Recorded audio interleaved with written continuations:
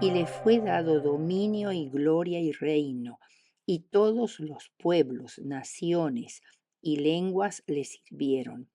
Su dominio es dominio eterno, que nunca pasará, y su reino nunca será destruido. Daniel 7:14. Daniel 7 es una extensa visión panorámica que abarca milenios de historia humana donde se suceden los reinos humanos como bestias feroces en un escenario de inestabilidad e injusticia extrema. Los poderosos se enseñorean de los pobres y desposeídos y los esclavizan y matan sin control.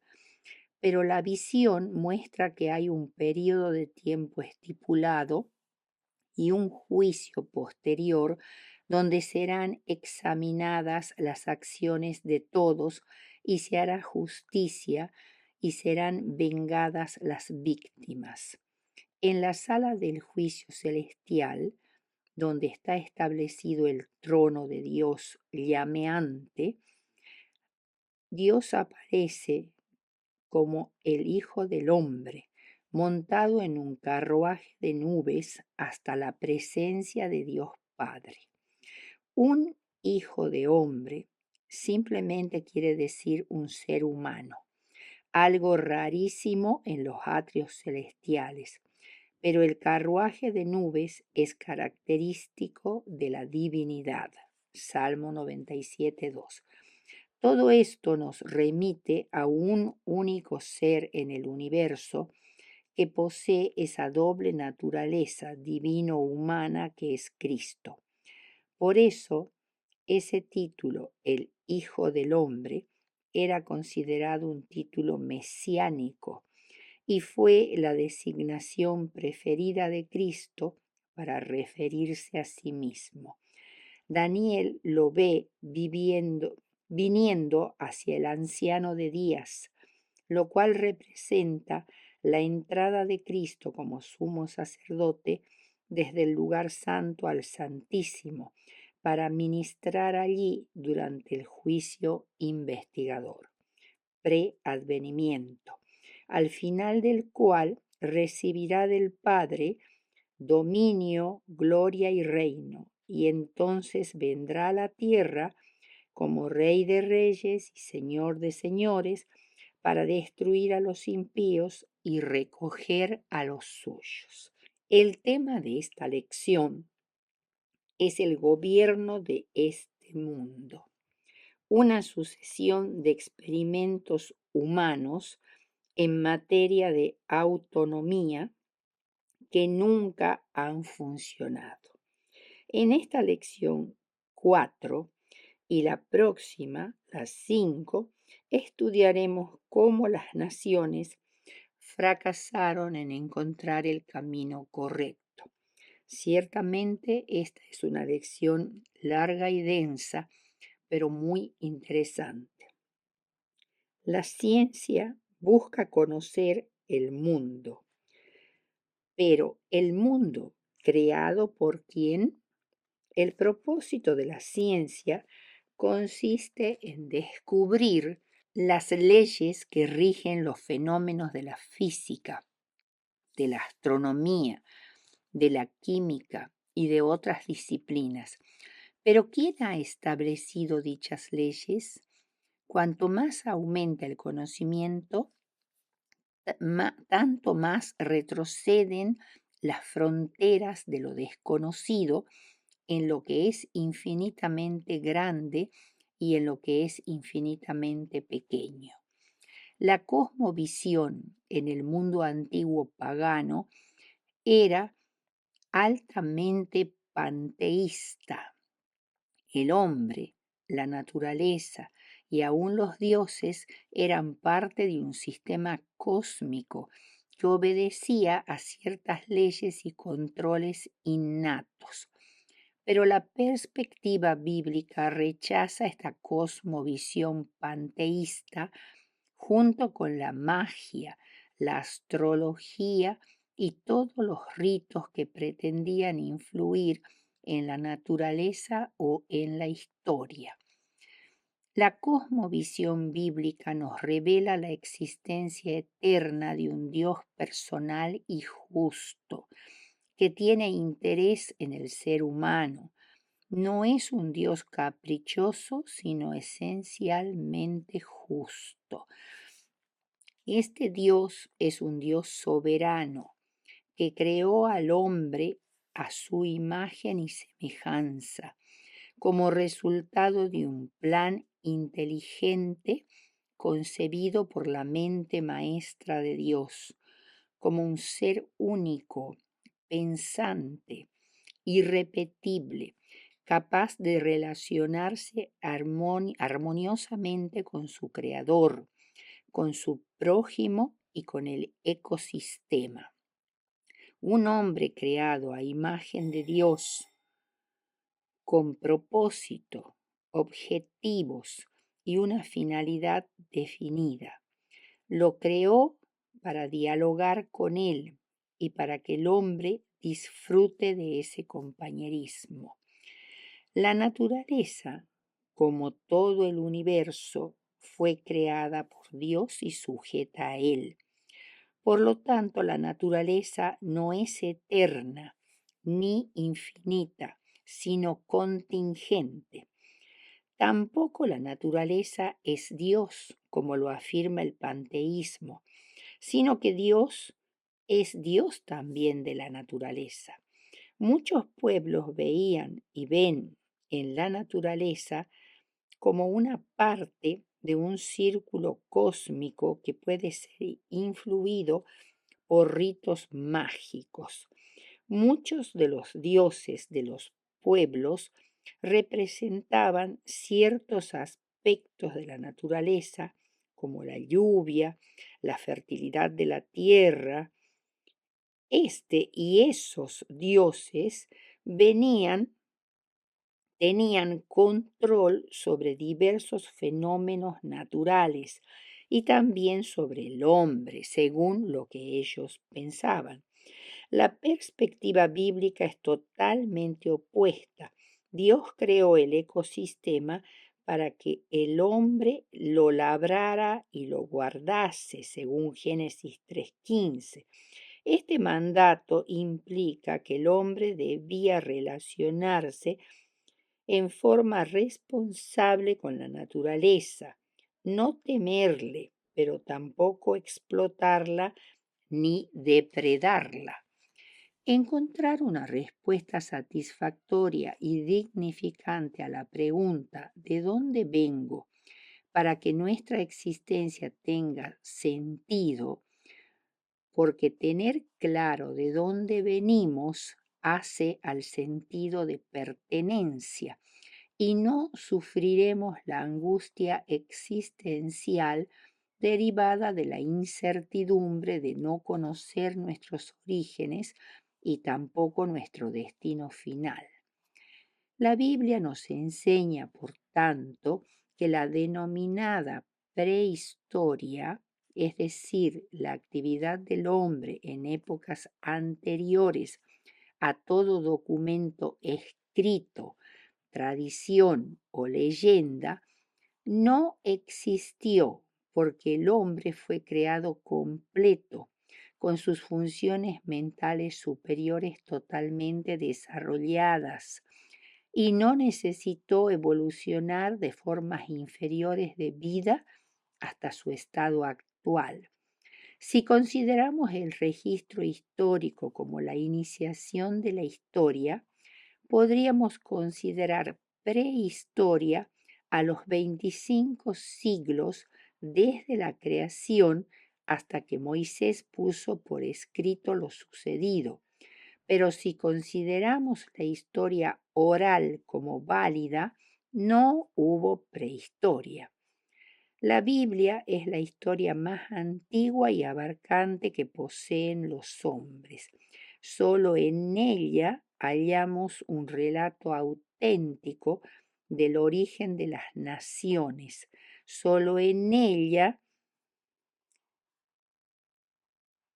la historia de nuestra raza libre de prejuicios y orgullo humano. Elena de White, La educación, página 173. Después de esta introducción vamos a ver el primer punto, que es el deseo del autogobierno. Este se manifestó por primera vez en el jardín del Edén, cuando Adán y Eva, bajo la influencia de la serpiente, desobedecieron a Dios y cayeron en la tentación de anhelar ser como Dios. Génesis 3:5. Sino que sabe Dios que el día que comáis de él, serán abiertos vuestros ojos y seréis como Dios, sabiendo el bien y el mal. Satanás sugirió que Dios les había prohibido comer de este fruto para que no se convirtieran en sus rivales.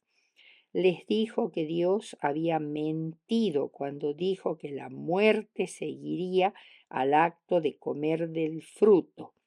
Trataba de confundir la mente de Eva, mezclando la verdad y la mentira para que a ella le resultara difícil distinguir entre las palabras de Dios y las suyas.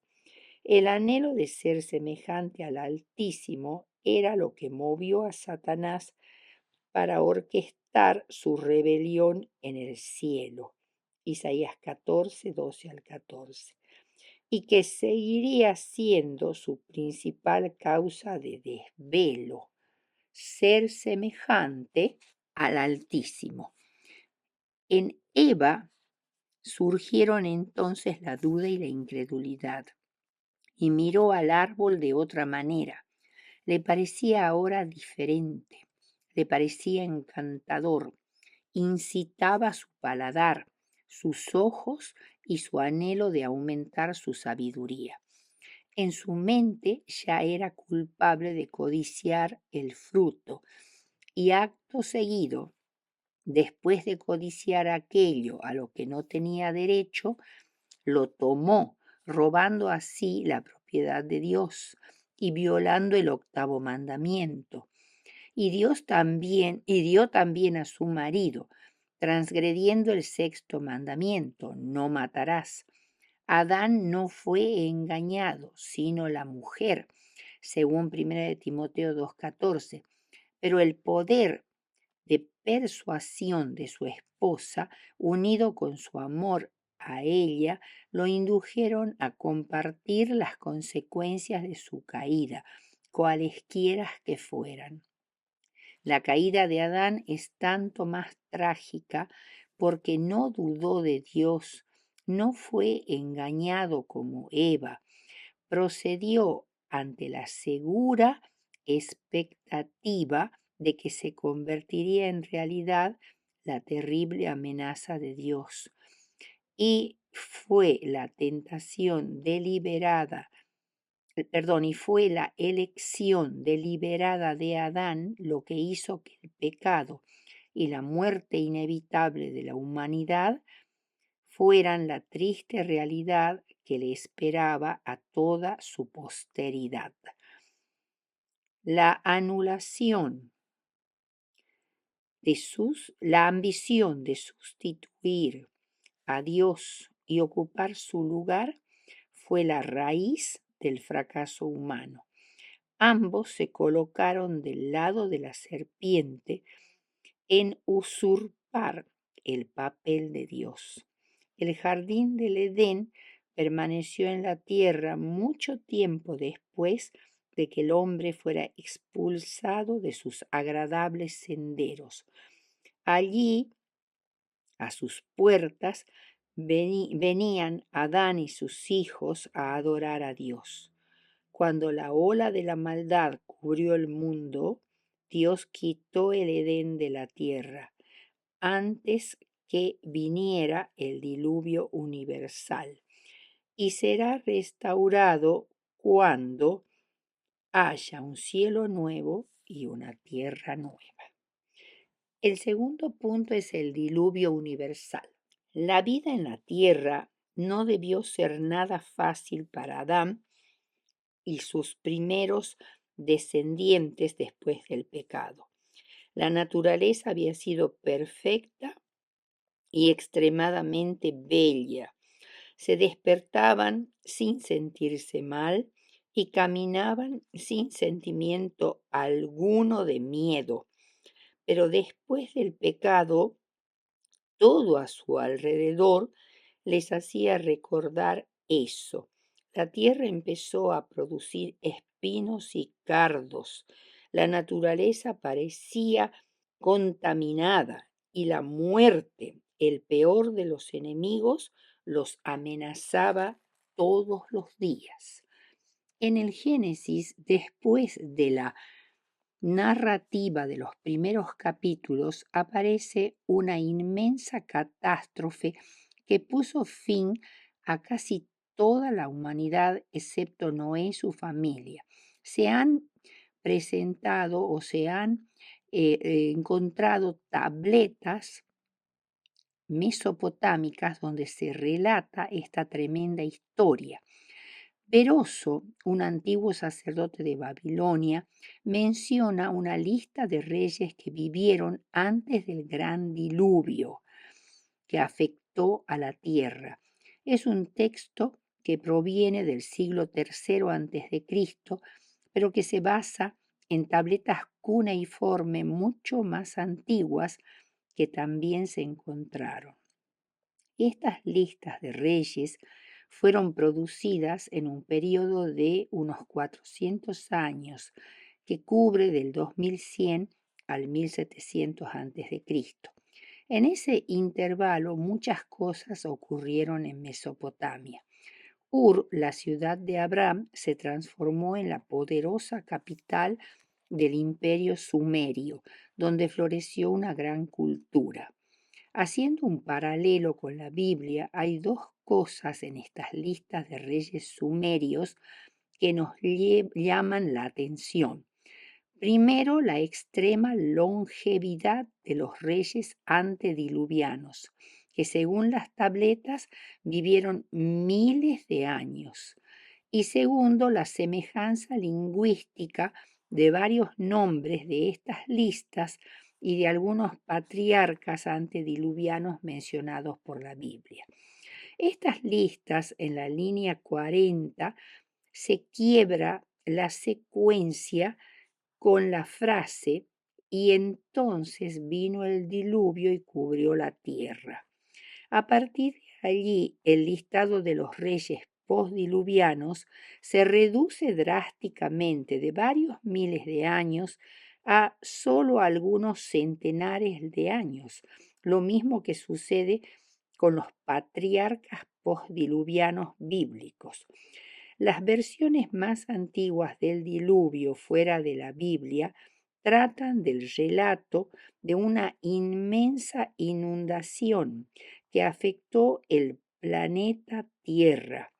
El relato más conocido es el de Gilgamesh en Nínive, que era en realidad una copia de materiales muchos más antiguos que menciona una inmensa inundación con un solo sobreviviente en una embarcación de madera y alquitrán capaz de cargar la simiente de la vida de cada especie.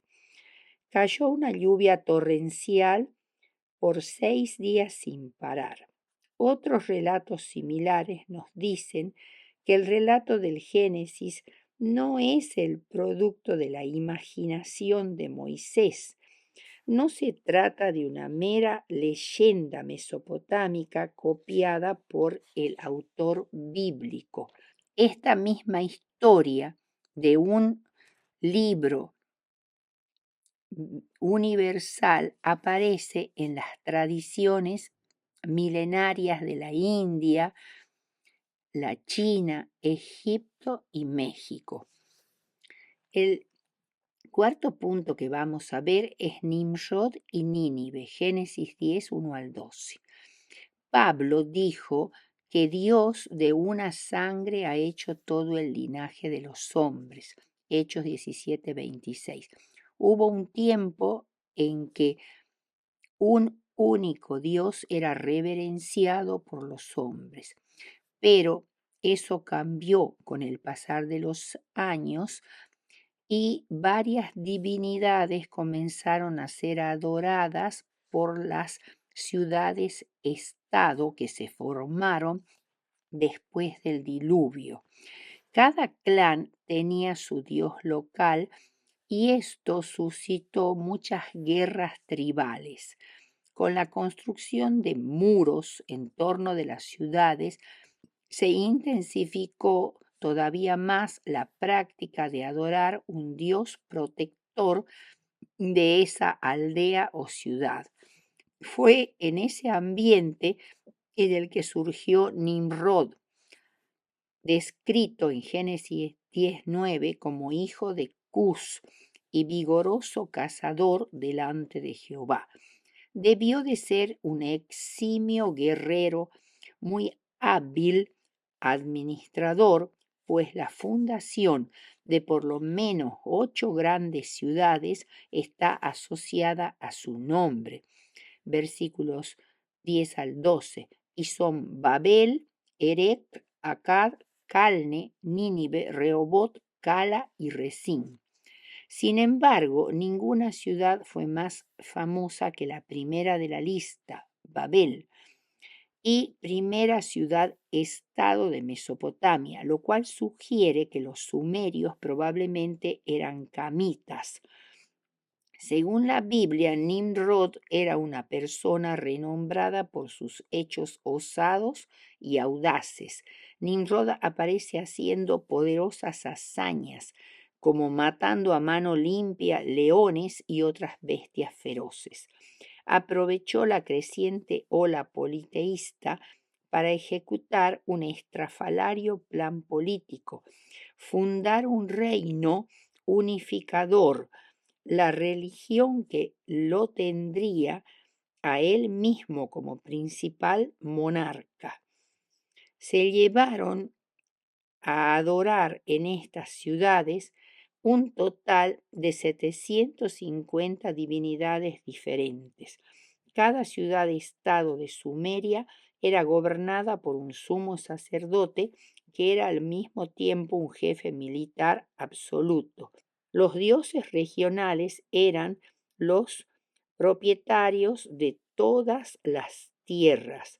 Tenían templos para su dios patrono y constructores para torres, para templos, torres llamados sigurats, con escalinatas que se creían que eran un camino de ascenso a los dioses. Nimrod vio la oportunidad de manejar políticamente la región que vivía en constantes guerras, construyendo el sigurat más gigantesco de todos, la Torre de Babel. Babel en Babilonia quiere decir portal de Dios, y se suponía que el dios principal, Anu o Enlil, usaba el sigurat de Babel para descender del cielo a la tierra. Por lo tanto, todos los pueblos debían estar allí para adorarlo, lo cual traería la paz y la unión en la tierra de Mesopotamia. El relato bíblico de la confusión de lenguas tiene su versión babilónica también. La edificación de esta torre ofendió a todos los dioses, dice esa narración. En una noche ellos echaron abajo lo que el hombre había construido e impidieron los progresos. Ellos fueron esparcidos y su lengua se volvió extraña. Génesis 11 describe que en ese tiempo existía un solo idioma y no había diferencias dialectales. Todos los hombres tenían la misma pronunciación y el mismo vocabulario. La unidad de idioma y la ciudad de origen promovían la unidad de pensamiento y acción. Después del diluvio, los hombres vivieron una vida nómada por un tiempo. La región montañosa del Ararat no se adaptaba bien a propósitos agrícolas, y los que permanecieron leales a la divinidad molestaban a los rebeldes. Por tanto, estos últimos se alejaron de la comarca hasta llegar a una amplia llanura sin montañas llamada Sinar, que había sido habitada desde antiguo por los sumerios. Fabricaron ladrillos y los unieron con asfalto o betún, un producto derivado del petróleo, para pegarlos. Y así edificaron una ciudad en oposición al plan de Dios, que esperaba que los hombres se esparcieran por toda la tierra y la cultivaran. Las ciudades siempre han sido focos de delincuencia e inmoralidad, pero decidieron que una ciudad para protegerse era lo que necesitaban, y así se apartaron muy pronto del culto al verdadero Dios. Los babilonios construyeron una torre o sigurat que los protegería y los capacitaría para escapar a otro diluvio, ignorando la promesa de Dios de no traer nunca más otro diluvio sobre la tierra. Por ello querían que su sigurat, la torre de Babel, llegara al cielo. Además, tenían el propósito de levantar un monumento a la sabiduría superior y a la habilidad de sus constructores. El deseo de buscar renombre y el orgullo puesto en una estructura que tendería a mantener la unidad de los constructores, que se había perdido por el politeísmo y la idolatría. El descenso de Jehová para investigar sus planes impíos y derrotarlos fue tal que comprobó Dios que la edificación progresaba rápidamente. La Torre de Babel era una expresión de la duda en la promesa de Dios, de oposición obstinada. Era un monumento a la apostasía y un baluarte de la rebelión contra la divinidad. No era sino el primer paso de un plan maligno, magistral, para para regir el mundo. Esto exigía una acción pronta y decisiva para advertir a los hombres del desagrado de Dios y para frustrar sus proyectos impíos. Para que los seres humanos sepan que Dios no es arbitrario en su proceder y que no actuó por impulsos súbitos, aquí se lo representa en Génesis 11, 6 al 8, como consultándose consigo mismo, y se declara abiertamente cuál es la razón de su intervención. De no haber intervenido rápidamente el poder refrenador de Dios, los malos propósitos de los hombres habrían tenido éxito y la sociedad se habría corrompido completamente. El relativo orden que hay en la sociedad de Dios se debe al poder moderador de Dios, que limita el poder de Satanás. Dios no quería destruir otra vez la humanidad como fue por el diluvio. Por ello intervino antes de que se alcanzara el máximo límite que alcanzó antes del diluvio. Por ello confundió sus idiomas para obligarlos así a separarse, lo que impediría una acción concertada contra Dios. La multiplicidad de idiomas aunque constituiría un obstáculo para los proyectos humanos de cooperación política y económica, tenían otra consecuencia, y que fue el esparcimiento de los hombres en pequeños grupos que se comprendían, y este proceso fue tan abarcante que en un tiempo comparativamente corto después del diluvio se encontraron comunidades humanas muy esparcidas. Primero surgió una civilización diferente en el valle de la Mesopotamia, y civilizaciones similares pronto surgieron en Egipto, en Palestina, en Siria, en Anatolia, en la India, la China y el resto del mundo. Actualmente varios sigurats parcialmente preservados fueron encontrados en la región de Irak, muchos de ellos detrás de más de 2000 años antes de Cristo, y pueden haber sido construidos en los días de Nimrod. Es difícil saber si algunos de ellos, quizá lo que quedó de la torre de Babel. De cualquier manera, es interesante observar que sus ladrillos están todos cosidos y pegados con asfalto, justamente la misma técnica que la Biblia describe en el proceso de construcción de la Torre de Babel. Quinto punto, el llamado de Abraham. Génesis 12, 1 al 9.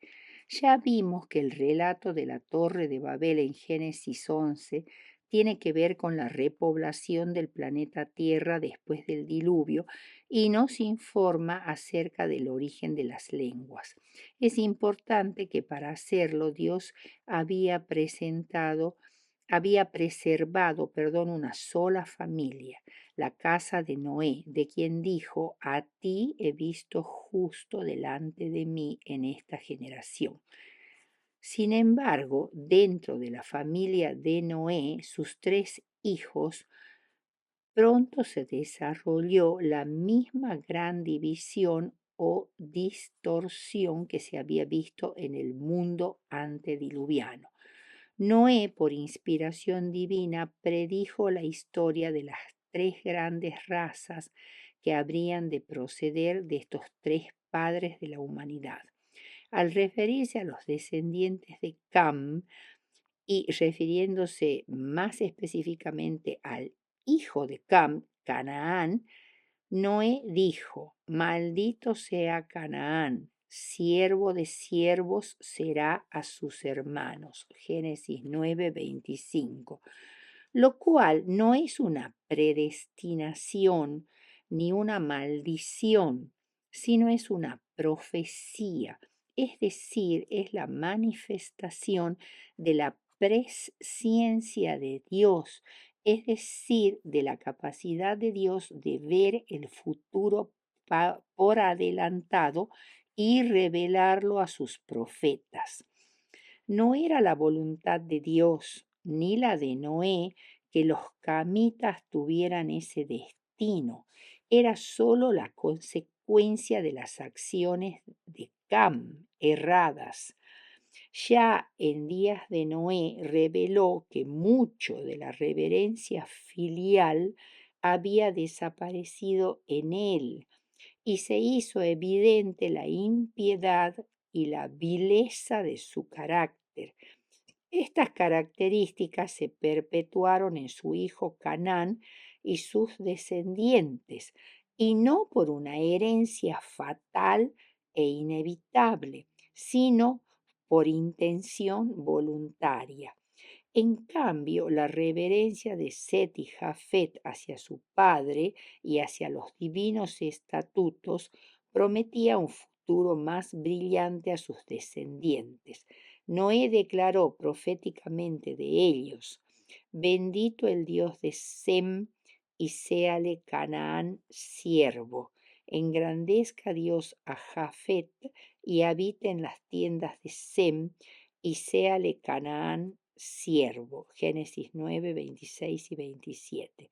El linaje de Sem iba a ser el pueblo escogido del pacto de Dios, del Redentor prometido. Jehová fue el Dios de Sem, y de él iban a descender Abraham y el pueblo de Israel, por medio del cual había de venir el Señor Jesucristo. Las profecías semejantes a estas no determinan la suerte de los individuos que están dentro del grupo de que se trata, ya sea para salvación o condenación.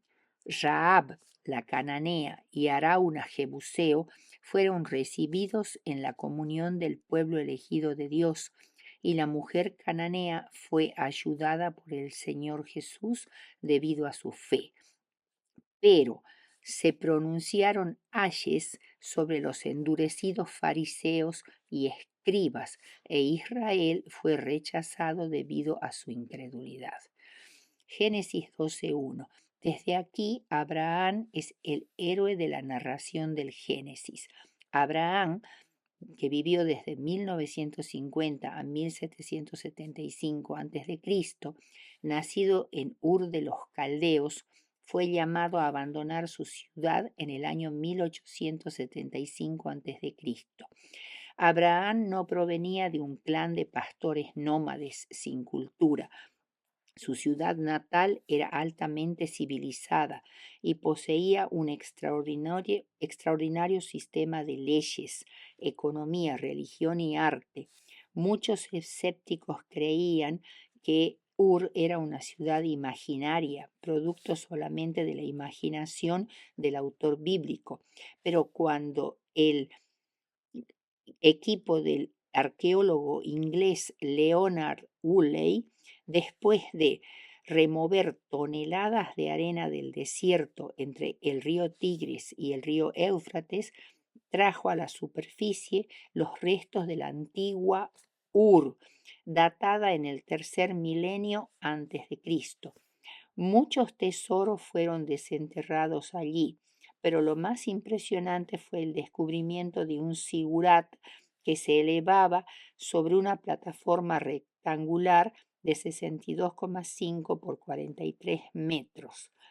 Esta torre templo era la más grande y mejor preservada entre las que se han encontrado hasta ahora, y fue levantada como un tributo al dios Sin, dios de la luna. La torre, maciza, fue levantada usando alrededor de 7 millones de ladrillos secados al sol.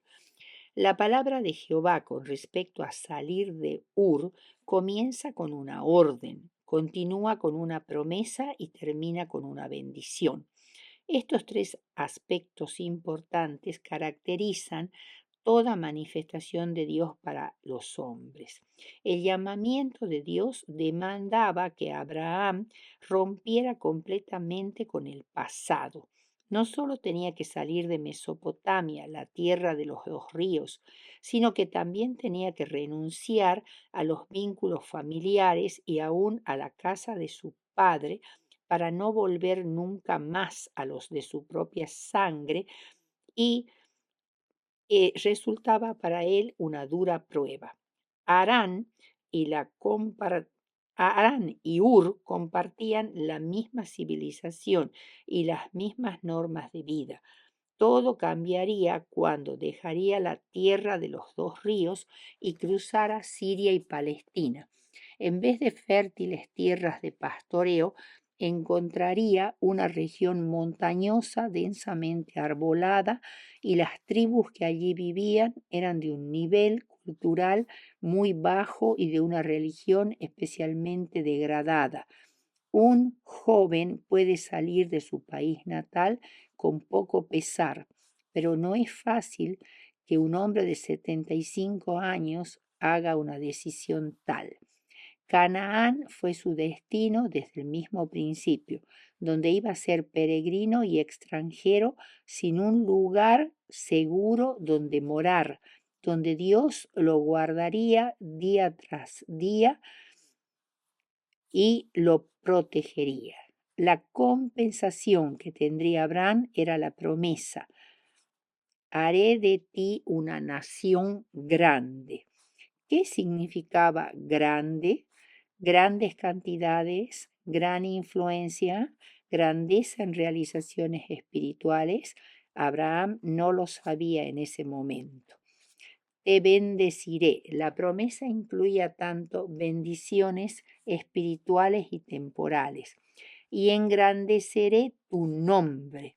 Los edificadores de Babel habían pensado en hacerse un nombre, desafiando a Dios, y sin embargo no ha sobrevivido ninguno de sus nombres.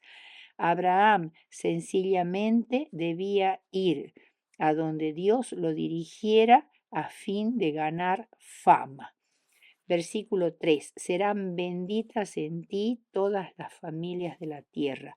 Se incluye a todas las naciones y a todos los siglos. Fue la tierra la que había recibido la maldición después de la caída de Adán. Y esta maldición vino por la desobediencia e infidelidad de un hombre. Ahora todas las familias de la tierra habían de recibir una bendición por la obediencia de otro hombre que fue hallado fiel. Y esta bendición finalmente uniría a las familias divididas de la tierra debido al pecado. La intención de Dios era establecer una nación que contrastara con los reinos humanos. No debían tener otro rey que Dios mismo. Debía ser una bendición para toda la tierra. El respeto que las naciones tendrían hacia Israel estaría en proporción con su fidelidad en observar los mandamientos de Dios.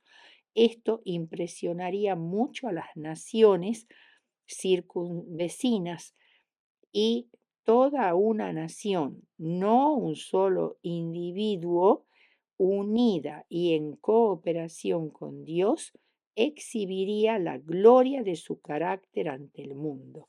¡Qué pueblo sabio y entendido! ¡Qué nación grande es esta! Sería la exclamación de las demás naciones. Deuteronomio 4:6. Sexto punto, recibió lo que pidió. Primera de Samuel 8, 4 al 18. Bajo el sistema de gobierno de la judicatura que Dios había diseñado para ellos, Israel tenía numerosas ventajas que se iban a perder con la monarquía. Por ejemplo, bajo los jueces cada tribu era prácticamente independiente y los impuestos eran bajísimos, pero los ancianos rechazaban la independencia de una confederación tribal y eligieron una forma autoritaria de gobierno que después de unas pocas décadas creó un sistema de impuestos exorbitantes. Segundo, Dios había dado a cada israelita considerable libertad individual para ganarse la vida, elegir su propia forma de culto y administrar a su manera sus asuntos generales, pero bajo un rey que tenía poder de vida y muerte sobre sus súbditos y que podía ejecutar a los que no estaban de acuerdo con él. Tercero, durante varios siglos el Espíritu del Señor vino sobre algunos hombres de diversas tribus. Bajo el liderazgo de estos hombres, Israel, después de reposo y cierta medida de paz, disfrutó de reposo y de cierta medida de paz y seguridad. Los jueces eran suscitados por Dios de acuerdo con sus cualidades personales, pero ahora los ancianos rechazaron esa ayuda divina y preferían una monarquía hereditaria. Cuarto, Dios los protegió milagrosamente de los ataques del enemigo, los filisteos sobre todos, 1 Samuel 7:10, los amorreos, Josué 10:11, etc. Al rechazar a Dios como el Señor supremo de la teocracia, porque lo que Dios les proponía era una teocracia, o sea, el gobierno ejercido en realidad por Dios, los ancianos abrían el camino por el cual Israel se convertiría en una pieza clave de la intriga internacional. Exigieron tributo de sus enemigos derrotados y se gloriaron de sus proezas bélicas, y en otras ocasiones cayeron bajo el dominio de naciones más poderosas y atribuyeron esos reveses militares y opresión a la forma de gobierno antes que a su mal proceder. Quinto, el plan de Dios era cambiar los valles de Acor por puertas de esperanza, cuando su pueblo se volviera humillado ante él. Oseas 2:15. Bajo la dirección de Dios, los errores podían convertirse en peldaños para un conocimiento mayor del Altísimo y de su plan de salvación. Sexto, Dios había esparcido a los levitas por todas las tribus a fin que dieran a los niños una educación especial acerca de Dios. Pero los israelitas se negaron a sostener económicamente a los levitas, que no tenían tierra propia, y permanecieron en el analfabetismo y la ignorancia. No querían ser educados para pensar por sí mismos. Estaban contentos porque los dirigentes pensaran por ellos, mientras no les pidieran de sus recursos económicos ni turbaran su tranquilo egoísmo. Moisés, al dar instrucciones respecto del gobierno de los israelitas después de establecerse en Canaán, había ordenado: jueces y oficiales pondrás en todas tus ciudades que Jehová tu Dios te dará en tus tribus. Deuteronomio 16:18. Cuando Moisés y Josué ya no estaban para desempeñar las funciones legislativas y ejecutivas, se nombraron jueces que construyeron la autoridad civil más encumbrada del país. Su nombramiento fue directamente divino y muchos de ellos fueron libertadores de la opresión extranjera más que gobernantes civiles. Surgieron en realidad a causa de la apostasía y opresión prevalecientes. El período de los jueces abarca desde el año 1400 a.C. al 1050 a.C. Palestina estaba a la llegada de los hebreos dominada por los cananeos y bajo la influencia de los grandes imperios de Mesopotamia y Egipto. Había gobernantes subordinados al faraón, pero que luchaban constantemente entre sí.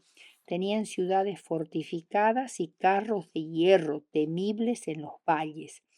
Eran mercaderes y comerciantes y expertos en la agricultura, y muy inferiores a los hebreos en la moral y las cosas espirituales.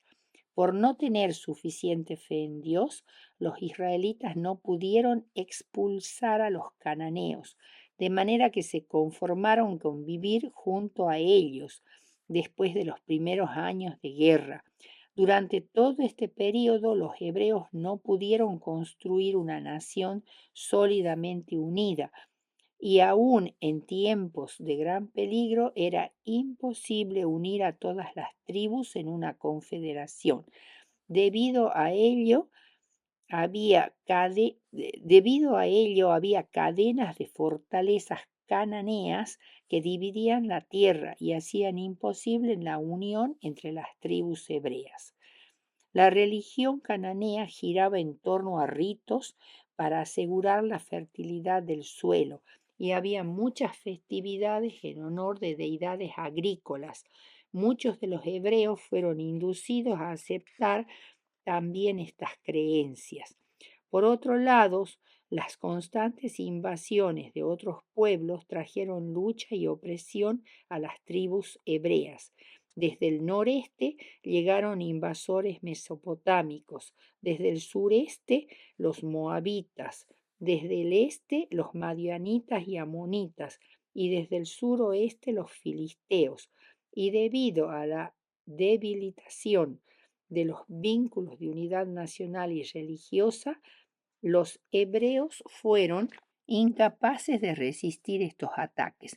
El sufrimiento y la oposición hacia los israelitas al, se volvieron al culto del Señor, quien, compadecido de ellos, suscitaba un libertador o juez que guiaba y quitaba el yugo de la opresión y gobernaba hasta su muerte. Y este ciclo se repetía incansablemente. Ahora, pedir un rey significaba rechazar a Dios como su gobernante. Querían un rey para que los juzgara según la costumbre del mundo. Además, los filisteos, un pueblo que no tenía parentesco alguno con los hebreos, fueron los principales enemigos de Israel desde el periodo de los jueces. Su distribución en 5 ciudades-estado, la Pentápolis, como se la llamaba, que eran Gaza, Ascalón, Asdod y Ecrón, que dominaban toda la costa mediterránea, una última de Canaán, desde el sur, donde hoy está la famosa franja de Gaza, hasta el norte, arriba de lo que hoy sería la moderna Tel Aviv. Los filisteos oprimieron a Israel duramente 4 largas décadas, durante las cuales negaron a los israelitas el acceso al hierro, que era una materia prima importante para la confección de armas y de herramientas agrícolas. Siempre estaban asediando a sus vecinos con el fin de conquistarlos militarmente. Fue este constante clima de amenaza lo que forzó la formación de la monarquía de Israel. Los israelitas querían mayor protección y juzgaban que la figura de un rey traería más seguridad que la de un juez. Otras naciones observaban el horizonte político con temor y temblor, y no resultó extraño que los dirigentes de Israel se prepararan muchísimo o se preocuparan muchísimo por la política nacional y la conducción del pueblo. Dios procuraba demostrar que solo había un método para hacer frente a los problemas internacionales, pero Israel no quería esto, sino imitar a las naciones que lo rodeaban. Otra vez Israel hizo precisamente lo que había hecho durante siglos. Procedió sin esperar la conducción divina. No se daban cuenta de que la verdadera necesidad de la nación no era un poder nuevo, sino una organización permanente de la teocracia para hacer frente a la confusión que resultaba de su propia impaciencia y perversidad. Si Israel hubiera acudido a Dios pidiéndole consejo, él se lo hubiera dado.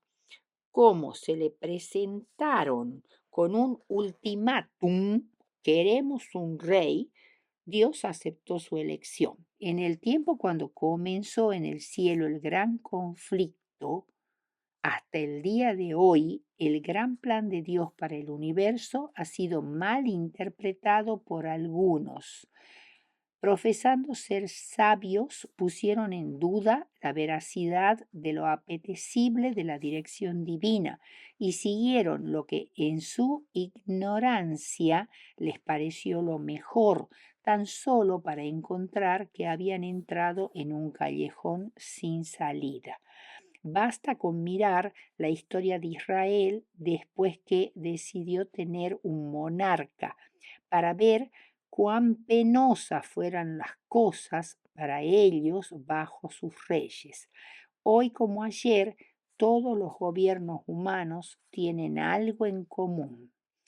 Pecadores gobiernan a pecadores. No debiera sorprendernos que las cosas no resulten bien. El séptimo punto habla de los gobernadores de los gentiles. Entonces Jesús, llamándoles, dijo: Sabéis que los gobernantes de las naciones se enseñorean sobre ellos, y los que son grandes ejercen sobre ellos potestad. Mas entre vosotros no será así, sino que el que quiera hacerse grande entre vosotros será vuestro servidor. Esto es muy importante. Mateo 20, 25 y 26. Por la época de la Pascua del año 30 después de Cristo, la oposición pública en Galilea se había volcado en contra de Jesús. Además, el Sanedrín había intensificado sus intentos de terminar con el ministerio de Cristo. Por primera vez en Cesarea de Filipo, Cristo había hablado claramente a sus discípulos acerca de sus padecimientos y de su muerte. Pero ellos, como la gran mayoría de los judíos, pensaban que el Mesías sería un rey vencedor y les resultaba difícil comprender que debía sufrir y morir. Unos 6 días después de la confesión de fe de Pedro en Jesús como Hijo de Dios, Jesús tomó a Pedro, Jacobo y a Juan y fue transfigurado delante de ellos. Jesús no los escogió a ellos por causa de que los prefería sobre los demás, sino porque él advertía que la percepción espiritual más profunda de estos 3 discípulos con respecto a los otros les haría comprender mejor la agonía de su maestro en el Getsemaní, y por eso los llevó al monte de la transfiguración en las cercanías del mar de Galilea, y allí ellos fueron testigos de la maravillosa transfiguración de Cristo, que apareció con una luz terriblemente resplandeciente en su rostro y sus ropas, que eran blanquísimas. Su rostro se modificó bajo la influencia de esa radiante luz blanca que parecía venir de dentro suyo, y sus vestidos, que eran tan blancos como la luz, y de pronto reconocieron a 2 visitantes celestiales que estaban con él, Moisés y Elías. Eran la representación del glorioso reino de los redimidos. Jesús les dijo que no debían contarle a nadie lo sucedido hasta después de la resurrección.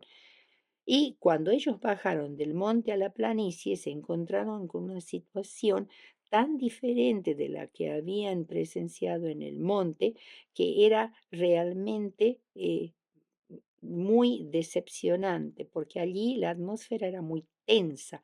Un joven que estaba poseído por un demonio, quien le producía crisis violentas como de epilepsia, produciéndole revolcones y echando espumarajos por la boca, y así lo tiraba en el agua o en el fuego, y el padre desesperado lo había traído a los discípulos que habían quedado en la planicie, y ellos no habían podido expulsar al demonio, lo cual les produjo una gran frustración. Cuando Jesús vino y vio la situación, el padre se acercó a él y le dijo: si puedes hacer algo, por favor, ayúdanos, después de explicarle la enfermedad del joven. Entonces Jesús le contestó algo muy punzante: si puedes creer, todo es posible al que cree. Entonces el padre dijo: creo, ayuda a mi incredulidad. Y Jesús entonces se acercó al muchacho, y el espíritu maligno, sacudiéndole con violencia, con intensas convulsiones, lo dejó, y el joven estaba tirado en el suelo como muerto. Jesús lo tomó, y el toque de Jesús restauró la vida, el vigor del muchacho. Ahora, los 12 estaban muy preocupados por una pregunta que los torturaba: ¿por qué nosotros no pudimos hacerlo si ya en nuestro tercer viaje por Galilea habíamos expulsado demonios? Entonces, acá Jesús les dijo o les explicó que la verdadera dificultad no dependía del poder del demonio, sino de la impotencia espiritual de los discípulos, y dijo que la oración era fundamental, pero no se refería a la oración ofrecida en el momento de expulsar al demonio, sino de una vida movida por la oración, que muchas veces es en lo que nosotros también fallamos. Poco antes, mientras Pedro, Jacobo y Juan estaban con Cristo, los otros 9 habían estado rumiando sus chascos y resentimiento, pensando y movidos por un espíritu de celos, que Jesús demostraba favoritismo por estos 3. El estado de sus pensamientos y de su corazón hacía imposible que Dios actuara mediante ellos.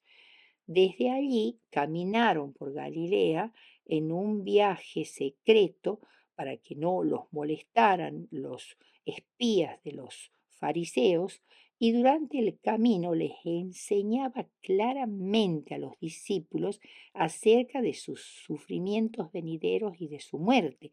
Pero ellos no entendieron. ¿Pero por qué no entendieron? Porque no querían creer que fuera necesario que el Mesías sufriría y muriera. Esta idea chocaba tan diametralmente con sus opiniones preconcebidas acerca del Mesías que no podían aceptarlas. Esperaban que Cristo reinaría como un príncipe temporal y que ellos compartirían el honor de ser sus colaboradores. Llegaron a Capernaum y el maestro les preguntó, ¿qué disputa teníais por el camino?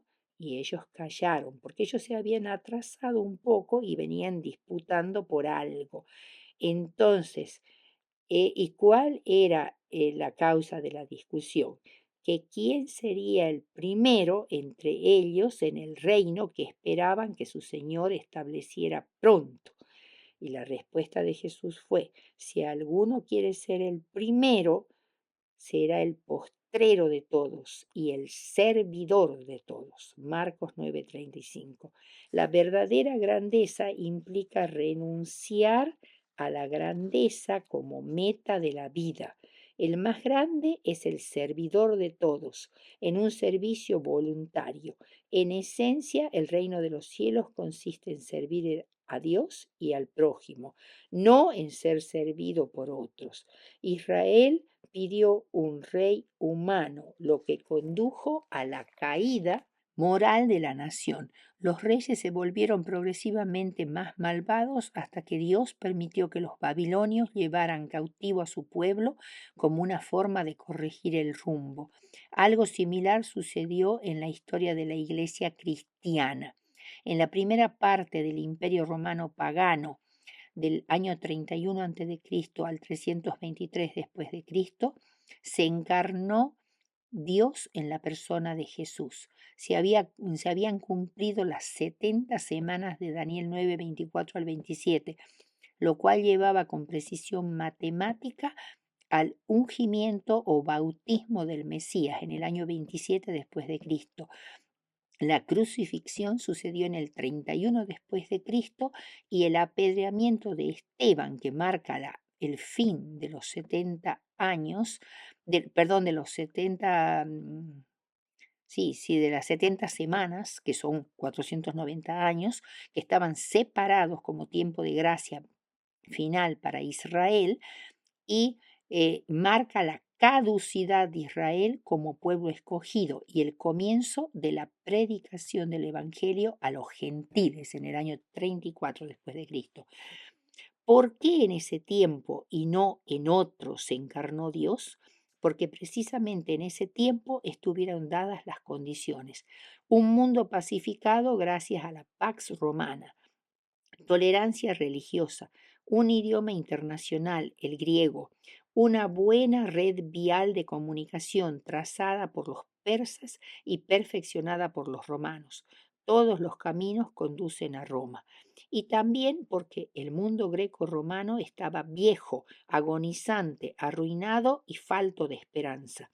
El cristianismo le dio un nuevo incentivo para vivir. El gran cambio no vino para satisfacer una necesidad, sino para responder a necesidades universales. Llenó ese doloroso vacío del alma que era la enfermedad más grave de la antigua sociedad agonizante y la desesperación, la carga más pesada impuesta por ese vacío. Cristo trajo un mensaje a un mundo de pensamiento religioso centrado en la duda y el desaliento. Durante más de 300 años el estoicismo había dominado buena parte del pensamiento greco-romano. Desprovisto de alegría, centrado en el pesimismo, la religión solo introducía el temor a la muerte y no tenía lugar para el gozo. Las religiones de misterios, con sus orgías y éxtasis, procuraban la reconciliación con los dioses y la unión con lo divino. Sus patéticos esfuerzos eran penosos. Al pensamiento hebreo no le iba mucho mejor, ni en los clubes farisaicos de justicia, ni en las comunes, ni en las comunas separatistas de los esenios se había manifestado salvación, o Dios los había olvidado o requería de ellos algo que no podían dar. Fue en un mundo así donde se introdujo el gozo irresistible del rey niño. En el período de la Roma pagana se organizó y desarrolló la Iglesia cristiana apostólica, y estos fueron las formas de gobierno que hubo en la Iglesia cristiana. Desde el año 31 al 65 después de Cristo tenemos la Iglesia apostólica itinerante, donde los apóstoles eran los líderes, sin sede fija, a nivel local, ancianos y diáconos ordenados por los apóstoles.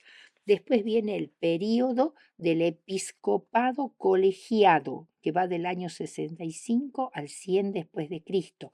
Muertos los apóstoles, los líderes ahora son los ancianos, o también llamados obispos, en griego episcopos, que quiere decir supervisor.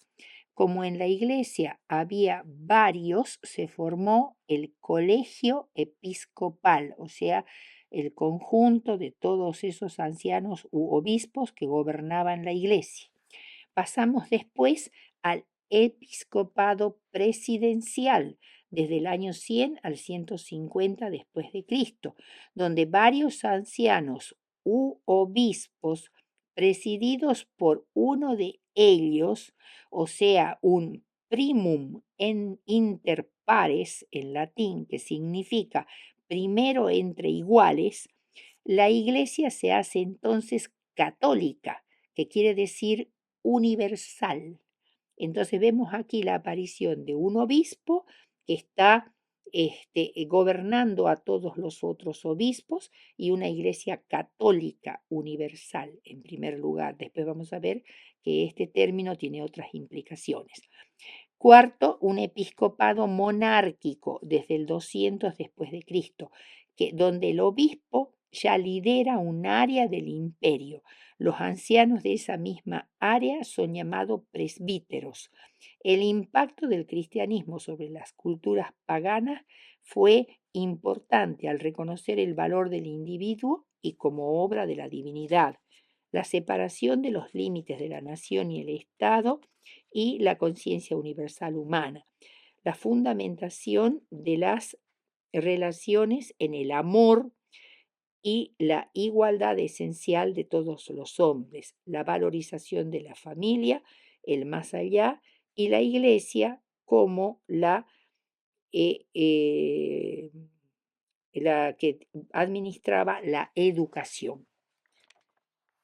Los cristianos sufrieron persecuciones, primero por los judíos a partir del año 31 después de Cristo, luego por los romanos.